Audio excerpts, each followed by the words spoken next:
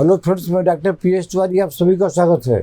दोस्तों, आज मैं आपको रेस्पिरेटरी डिस्ट्रेस माने जो सांस की प्रॉब्लम है, इसमें कोई दिक्कत होती है और सांस फूलती है, तो इसके लिए आपको चिंता करने की ज़रूरत नहीं है। आप जो है एस्पिडोस्पर्मा मदर टिंचर लगातार 15 बूंद करके दिन में 3 बार लगातार लीजिए, तो आपको जो चेस्ट में प्रॉब्लम है ये भी आपका ठीक हो जाएगा। आपका जो चेस्ट में लगता है कोई वजन रखा हुआ है, ये भी प्रॉब्लम ठीक हो जाएगी।